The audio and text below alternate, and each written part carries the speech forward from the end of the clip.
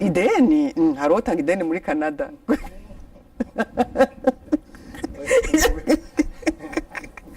nta n'urisaba urumva uwo mukiriya bagiye kandi agiye nta nakuvuga umuntu amuhamagaye ati ndi kwa Marita nuze aca yibuka ko agufitiye ideni kandi ryamaze imyaka cyangwa amezi ataje kukwishura. Twebwe specialite yacu ya mbere dufise ni inkoko itetswe ku makara.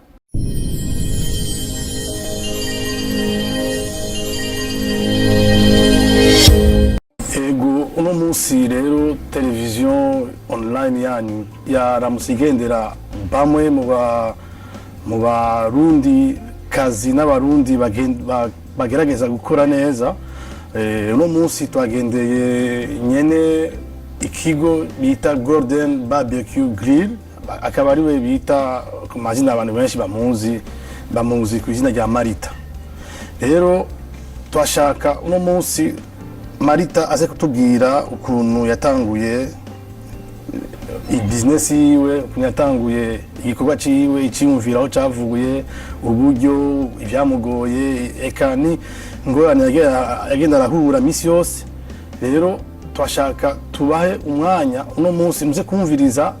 aho iciyumviro cavuye kugira Marita agere ahageze uno munsi. Marita ndabaramukije. Murakomeye. Ndabona umunsi matwakiriye mu kibanza cyanciza kwa Marita. Ikibazo cya mbere mfise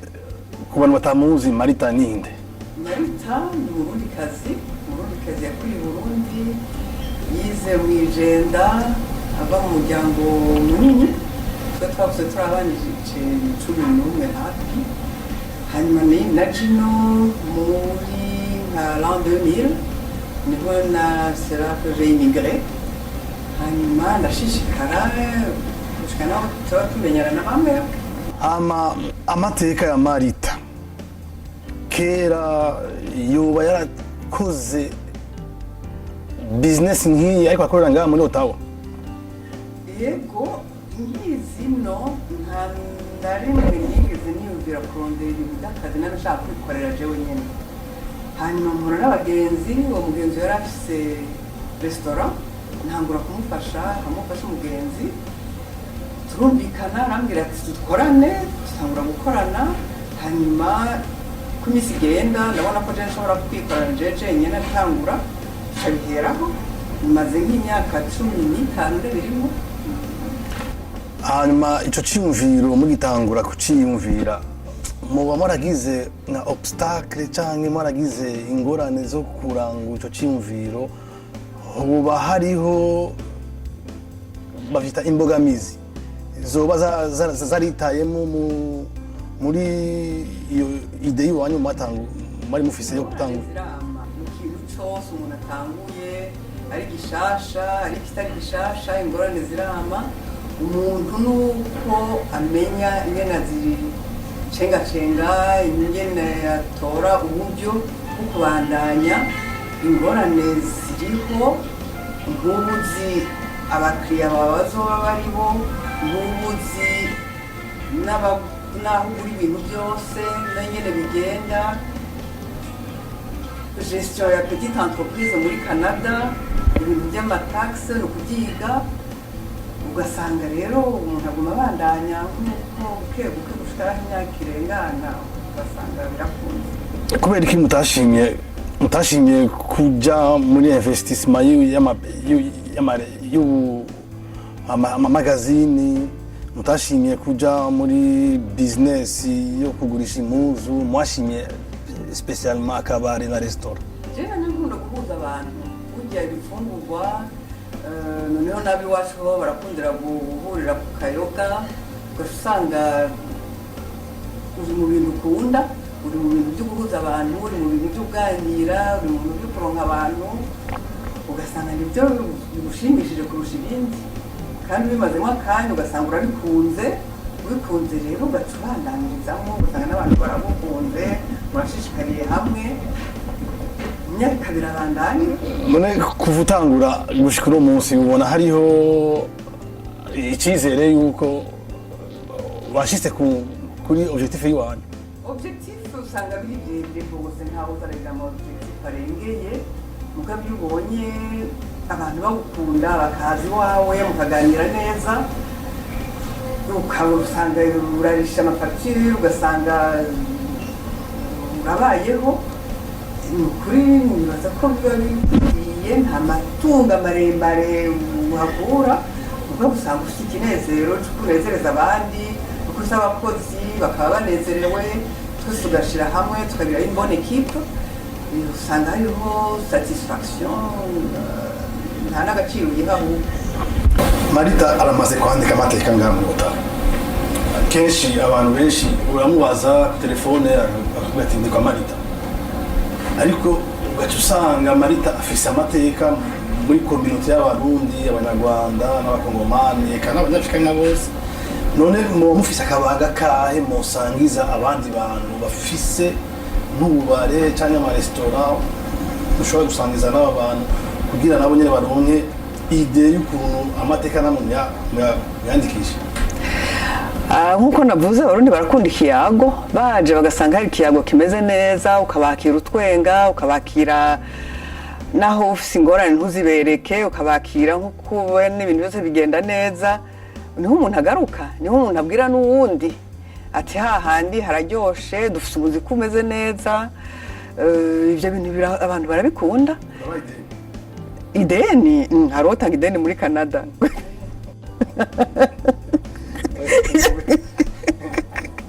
nta n'urisaba nta usaba ideni. Tumenyereye ahari communauté zacu usanga umuntu yamaze kumenyera na nyine kabare ugasanga no munsi yasinye. Communauté yacu nayo nyine iramenyera ibyo muri Canada ahubwo niyo yadapse. La communauté s'est adaptée ku ma pratique yino nta usaba ideni mu bintu bya service kuko niho ubyicira araza ukamuha iryo deni agasinya bikamugora bigashobora bimugora no kugaruka urumva uwo mukiriya bagiye kandi agiye ntanakuvuga umuntu amuhamagara ati ndi kwa Marita nuze aca yibuka ko agufitiye ideni kandi ryamaze imyaka cyangwa amezi ataje kukwishura agaca avuga ngo yango abantu sindahaje ko bakira nabi bakakuvuga nabi. Muri ico gihe rero je narabitomoye nta muntu amadeni ntabinde ndimwo uje udafise wamahera y'uwo munsi ndakuzimana canke ntakuzimana kubera no ndakuzimana n'ukuri nta muntu n'umwe asinya. Kera hari iwacu usanga hariyo kabutike banditse ngo deni kesho ukiyumvira iyo deni kesho cyo bisigura bikagusiga ariko mu nyuma nasanze ari kugira umukiriya umwereke yuko ideni arejo ideni nejo umaze kumari ideni nejo umva ideni nashariheba nta umva ejo aza kumari ejo misi yose hama ntandukiye kindi kibazo kufise abakiriya benshi ufise icyumviro cyo kwagura ahantu canke kwimurira ahantu kibanza ahandi mwindi quartier nukuri ico cibiro ntikiranzamwo cane kubera iki kubera natanguriye ahantu hatoya nari ahantu hatoya kera n'ubu haracariho mugabo iyo utanguye kwagura uca usanga birakunaniye gukurikira ku buryo aho biteye ubu nta uvuga ngo ya nta uzi ibintu nyene bigenda mugabo uko bimeze ubu ni ukwizigira cane nko muri ete umuntu akagira hanze hameze neza muri ico gihe ugaca utabla sur les mois d'été nayo muri hiver kuko burya muri hiver ibintu biragenda buke buke n'abakiriya burya mubona ko dufise benshi mugabo baragabanutse mugabo muri ete umuntu ashobora kwagura agafata hariya tukakoresha mu gikoni sawa mu gikoni kumenga maze kubona abakiriya benshi baguma barengana batora Uber Eats bagenda batora ego ufise iyihe menu yatira abantu? Twebwe specialite yacu ya mbere dufise ni inkoko itetswe ku makara iyo niyo tuvuga ko ariyo specialite yacu nico gituma mbere hitwa Golden Grill hama ibindi nabyo turazidisiribiwa nk'uko bishobotse ahantu hose bashobora kuzitugurira ku buryo dufise amakompanyi online bamwe bakomanda en ligne dufise zitatu Uber Eats, DoorDash, Skip the Dishes abo bose baradufasha pour distribuer le menu yacu ni assez prisé kuko nibyo dufise inkoko mugabo turafise amakompanyima abantu bakunda kuko atetse nko mu kinyafurika barabikunda ari abakanadien ari abakiriya bacu c'est vraiment toutes les nationalités confondues ingaha mugabo kuza ngaha uravye abaza n'abarundi n'abanyarwanda kandi abarundi n'abanyarwanda bafungura iby'iwacu bakunda gatogo bagakunda ururimi rw'inka bagakunda brochette ivyo ni iby'iwacu mugabo rero abo hanze n'abandi baza dufise menu large tubahereza nashaka rero umbwire ukuntu abakiriya biwawe kenshi tumenyereye bakurikira serivisi alors uko abakiriya baza ari benshi niko serivisi niko haba ambuteyage muri serivisi zanyu mufite abakozi bangahe dufise oya si banga aha kuri planche iyo dufise abantu benshi barashika 5 6 nukuri turagerageza kuko iyo babaye benshi baca baba begerana cyane ku buryo kugira umuntu abaserve bakenera abakozi batari bake muri cuisine tuba turi nka bane iyo turi occupé gose turashobora gushika nka 12 ahantu mukorera activité zaho zitangura kuva lundi gushika dimanche alors nashaka namaniyumvira ukuntu mu managing ukuntu mubijera donc lundi mardi mercredi hari umuziki bavuga abantu baraza kunywa kandi toute catégorie confondue namaniyumvira est-ce que ni kiye kintu mwebwe kibafata cyangwa kibafatira mu kazi kandi ka misi yose bimwe nashaka kuvuga yuko engagement yanyu ngaha muri business mwigerana gute engagement ni ukwama umuntu ahari ni ukwama uzi ibiriko biraba ni ukwama uzi ko ibintu byose wabisumye ni ukwama uzi ko abakiriya bashitse bagize ico basaba ukakibahereza utagifise ugapropose ikindi donc l'engagement c'est être toujours prêt intege ngo par exemple tuno munsi na sinaroza abakiriya peut-être nejo nzobabura reka sibe oya ivyo ntibibaho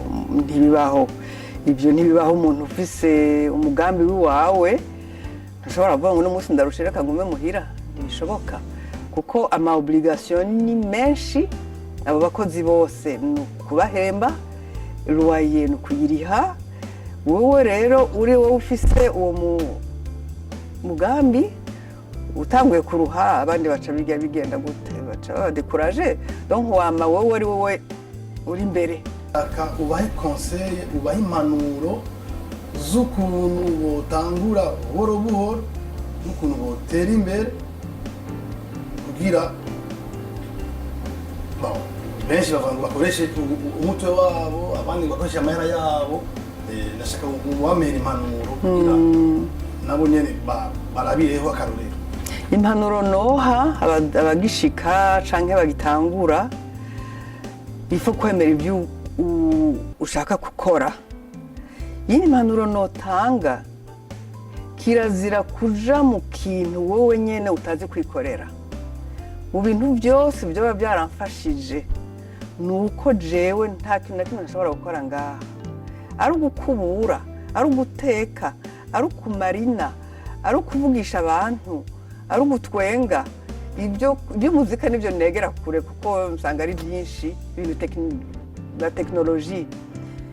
sino utanguye kuvuga ngo uratanguye ngo wizigiye uza kubigukorera niho bipfira kubyuka kare ukabiheraheza ubonye bikubanye byinshi aho niho winjizamo abandi bantu twe twatanguye turi babiri umudamu tukiri kumwe n'ubu elle rwandaise turi kumwe kuva muri 92 mugabo je natanguye muri 2007 mugabo we twahuye 5 ans plus tard turacari kumwe nawe nyine yumvira ingene twatanguye biramutangaza ati uribuka dutangura twiruka nyuma y'agakomande tugira gute bikamusiga mugabo twari babiri kandi nawe yarafite abana batoya sibye je ngaca ndabikora jenyene icubura c'est la vie sociale ivyo bintu urabyibagira nta nukuri je ndabona abana b'abuzukuru banje afite umunyesa arino yaje so twana dutoya ubu bariko baraheza université sinzi ingene byagenze donc vie sociale urayibura vie de famille irahinduka biragoye kubivanganya muri iki gihugu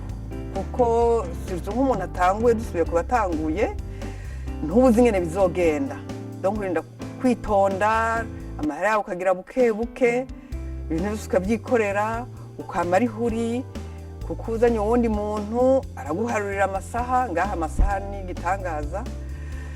haruye rurinda kumuhemba ugaca wumva urashobora kwihenda gatoya donc impanuro notanga ni ukwitanga ni ukuba uhari ni ukugira ikintu wowe nyine ushobora kwikorera utarinze konta ku bandi d'abord amana shaka turangize ariko turangize ku majambo impanuro zibiri canke ivyumviro bibiri ashaka umpera akajambo abakiriya bawe ubwa mbere abakiriya bawe bamera akajambo abakiriya banje ndabashimira cyane ndabashimira n'ukuri kuko bafashe neza iyo atababo ntaho mbashitse iyo bataje ndababara iyo bataje twese turabarondera bajya abakozi turi kumwe tuca tuja mbere abantu bacu baroye hehe donc abo bakiriya umuntu ni wagira uwundi abo bakiriya ni ukuri ndabashimira cyane ni ukuri ndifuza ko bisanga aho bashitse babonye ibyo bitagenze neza hari abancira agace bakambarira ati wogira gute usubize hino barahakunda kandi natwe turabakunda donc dushire hamwe tugumane dutere imbere nico novuga n'ukuri imigambi yo muri kazoza ufitiye abakiriya bawe iyo bariya imigambi